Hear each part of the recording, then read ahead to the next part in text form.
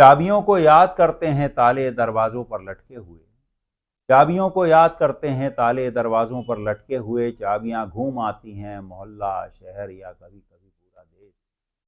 बीतता है दिन हफ्ता महीना या बरस और ताले रास्ता देखते हैं। कभी नहीं भी लौट पाती कोई चाबी। कभी नहीं भी लौट पाती कोई चाबी। वो जेब या बटुए के चोर रास्तों से निकल भागती है। रास्ते में गिर धूल में खो जाती है या बस जाती है अनजान जगहों पर। तब कोई दूसरी चाबी लाई जाती है ताले के पास उसी रूप की। पर ताले अपनी चाबी की अस्थि को पहचानते हैं, वो दूसरी चाबी से नहीं खुलते। दोस्तों नमस्कार। No news only views. इस चैनल पर हम लगातार कभी कभी कभी साहित्यकार, कभी सांस्कृतिक कार्यक्रमों से जुड़े कलाकारों से, कभी नाट्य निर्देशकों से, कभी डॉक्टर से, कभी राजनेताओं से सबसे बात करते हैं। और कुछ न कुछ ऐसा मुद्दा होता है जिससे कि हम आपको बताना चाहते हैं कि जीवन के बहुत से रंग हैं। आज हमारे साथ हैं युवा कवि विवेक चतुर्वेदी जी। हम नमस्कार। स्वागत करते हैं। नमस्कार। सबसे बड़ी बात आती है, एक बड़ी छोटी सी बात कह दें हम आपसे कि जब कृष्ण हो सामने तो गीता पढ़ने का मतलब नहीं। वही चीज़ है जो मैं आपसे कहना चाह रहा हूँ कि बहुत सी कविताएं हैं जिनको कि हम गुनगुनाते हैं, सुनते हैं, देखते हैं। और अभी अभी आप लगातार राष्ट्रीय स्तर के कार्यक्रमों में भी आपने शिरकत की है और पुरस्कार तो आपको मिले ही हैं। वागीश्वरी पुरस्कार भी है, बहुत से पुरस्कार। आपकी कविता का जो पहला अध्याय शुरू हुआ वो कब से हुआ? मुझे लगता है कि ये कोई 2016-17 की बात होगी। हालांकि मेरा कविता लिखने का जो क्रम है वो भी, क्रम या कहना चाहिए शुरुआत है, वो भी 2015 के पहले की मुझे याद नहीं आती। जैसा कि मैंने अपने संग्रह की प्रस्तावना में भी लिखा है कि एकदम शुरू की जो नौजवान कविताई होती है उसको छोड़ के, और जो कविता लिखने की गंभीरता है वो 2015-16 के पहले मेरे जीवन में ही नहीं थी। वो अचानक उसका प्रवेश हुआ और 16-17 के दरमियान ये कविता जिसके जरिए आज जो है मैं यात्रा करता हूँ और जो अपना हाथ पकड़ के मुझे सब ओर ले जाती है, ये 16-17 के आसपास इसकी भावभूमि बनी होगी।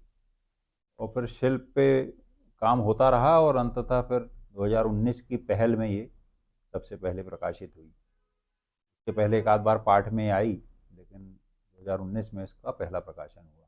एक बड़ी चर्चित कविता है, स्त्रियां घर लौटती। वो कविता पहले हम चाहेंगे कि थोड़ी सी आप हमारे दर्शकों को अपने अपने जुबान से अपने तरीके से सुनाएंगे, क्योंकि पढ़ना और एक कवि से उसकी कविता को सुनना दोनों में बहुत अंतर है। स्त्रियां घर लौटती हैं, ये उन कामकाजी स्त्रियों की कविता है जो आज के समय में अनिवार्यतः अपने घर की देहरी को छोड़कर और पूरी दुनिया में काम करने के लिए जाती हैं, लेकिन घर उनसे छूटता नहीं है। और वो जब शाम को लौटती हैं तो बहुत कुछ है जो उनके साथ लौटता है, और बहुत कुछ चिंताएं और सरोकार हैं जिनको वो लेकर लौटती हैं। स्त्रियां घर लौटती। स्त्रियां घर लौटती हैं पश्चिम के आकाश में आकुल वेग से उड़ती हुई काली चिड़ियों की पांत की तरह। स्त्रियां घर लौटती हैं पश्चिम के आकाश में आकुल वेग से उड़ती हुई काली चिड़ियों की पांत की तरह।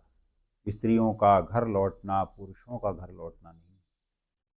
स्त्रियों का घर लौटना पुरुषों का घर लौटना नहीं है। पुरुष लौटते हैं बैठक में, फिर गुसल खाने में, फिर नींद के कमरे में। स्त्री एक साथ पूरे घर में लौटती है, वो एक साथ आंगन से चौके तक लौटाती वाह! स्त्रियों का लौटना और पुरुषों का घर लौटना दोनों में काफी कुछ अंतर होता है। विवेक भाई, कविता सायास या बिल्कुल किसी प्रयास के जरिए लिखी जाना तो संभव है नहीं।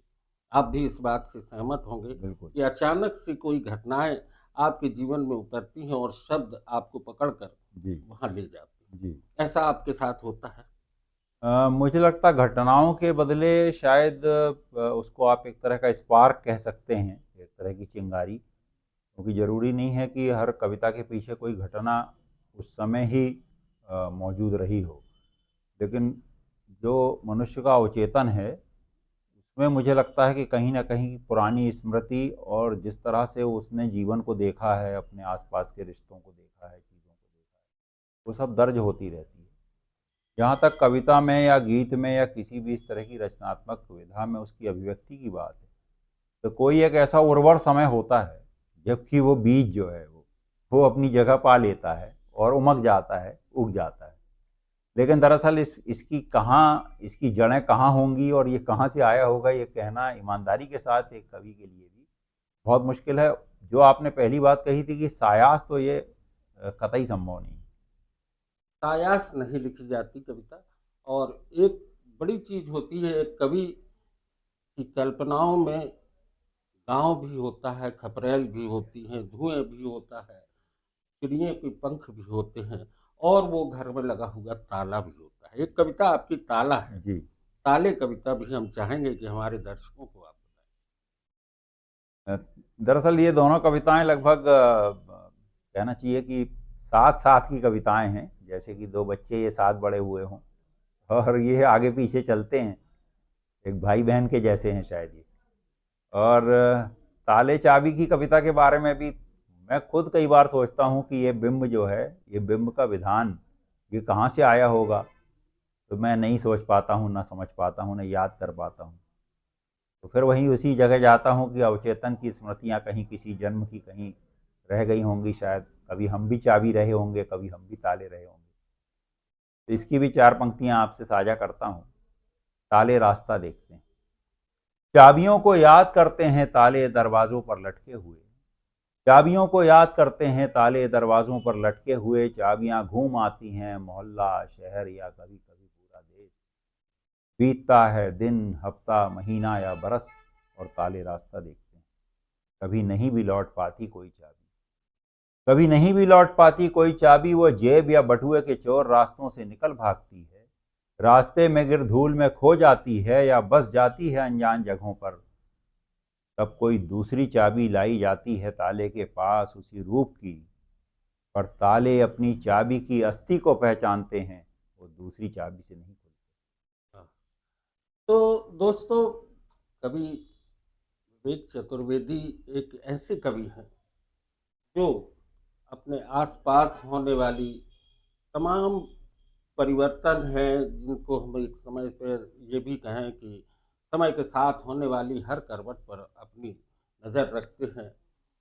और बेहतरीन कविताओं के साथ एक और बात जो हमेशा हम जानना चाहते हैं और पूछना भी चाहते हैं, अक्सर साहित्य में छंद रस अलंकार इनकी बात होती है, इसको लेके आपका क्या कहना मुझे ऐसा लगता है, हालांकि ये बात सही है, ये आपके इस माध्यम पर मैं पहली बार ये कन्फेस करूंगा कि मेरे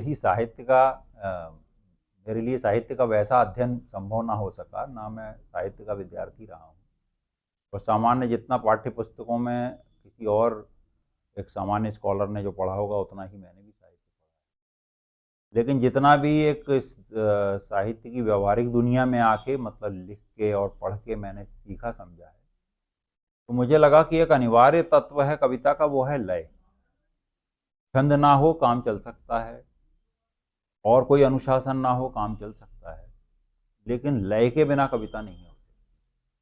तो जो अतुकांत कविता है, या जिसको छंद मुक्त या छंद रहित कविता कहते हैं, और जिसका ये समय भी है, और हालांकि कविता के कुछ आंदोलन अब वापस छंद की ओर भी मुड़ रहे हैं, लेकिन मुझे लगता है उन सभी में जहाँ भी जिस भी प्रकार के फॉर्मेट में कविता कही रची जा रही है, चाहे आप यहाँ हो या विदेशी कविताओं को आप देखें, उनके अनुवादों, आपको लय जो है वो एक अनिवार्य एलिमेंट के रूप में हर कविता में मिलेगी। तो मुझे लगता है कि वो साधना हमारे, जब हम अपना शिल्प गढ़ते हैं कविता का, तो ये एक चुनौती होती है और इसको निभाना ही होता है। है? कविता में प्रेम की भी मौजूदगी बहुत जरूरी लगती है, आप क्या कहते मैं बेशक कहूँगा, लेकिन दरअसल अभी समकालीन कविता में प्रेम जिस ढंग से आया है, मुझे लगता है कि बहुत मांसल हो गया है, और ऐन्द्रिकता को भी किसी एक विशेषता की तरह से रेखांकित किया जा रहा है। जब मैं काम से घर लौटती हुई स्त्री की बात कहता हूँ तब भी वो प्रेम की ही कविता है। जब मैं ताले या चाबी की बात करता हूँ तो वो भी प्रेम की ही कविता है। जब मैं सर्वहारा के संघर्ष की बात करता हूँ तब भी वो प्रेम की ही कविता है। प्रेम दरअसल कोई अलग से सजावट के लिए लगाए हुए गुलदान नहीं है। वो तो हमारे जीवन में यदि हम सरोकार के साथ में जीते हैं, अपने सामाजिक सरोकार के साथ, एक व्यक्तिगत, एक मनुष्य होने के सरोकार के साथ, तो दरअसल आपकी किसी भी अभिव्यक्ति में, चाहे आप कविता रच रहे हों या बातचीत कर रहे हों या आप कुछ भी कह रहे हों, तो वो तो प्रेम तो एक अनिवार्य, मुझे लगता है एक भीतरी, जिसको कहते हैं कि स्पंदन के रूप में काम करता ही है। नितांत प्रेम कविताएं जिनको कहा जाता है, मुझे लगता है कि वो बहुत सजावटी हो जाती हैं। मैं उनको खारिज नहीं करता, लेकिन कई बार उनमें मुझे वो भीतरी जो संवेदना होनी चाहिए वो दिखने के बदले सजावट ज़्यादा दिखती है। तो मैं ये कोशिश करता हूँ कि उस तरह की रचनाशीलता की ओर एक कवि को, रचनाकार को, जो नए रचनाकार भी कभी बातचीत में आते हैं तो मैं उनसे कहता हूँ, प्रेम कविता रचना एक रचनाकार की युवावस्था में एक सामान्य कहना चाहिए चरण है। लेकिन उसमें उससे उससे आविष्ट हो जाना और उसी तरह की बार बार पुनरुक्ति की कविताएं यदि रची जाने लगें तो कहीं ना कहीं वो प्रेम भी फिर बोझिल बन जाता है। दोस्तों, प्रेम एक अनिवार्यता है जीवन की। चाहे आप कविता कर रहे हो, चाहे आप पढ़ाई कर रहे हो, चाहे आप खेत पे काम कर रहे हो, ये बात मैं इसलिए भी कह रहा हूँ कि प्रेम अगर आपके जीवन में है तो आप एक बेहतर काम कर सकते हैं। प्रेम की मौजूदगी आपके लिए हमेशा होना चाहिए। हर क्षेत्र में जरूरी है आपकी लगन और आपका प्रेम ही।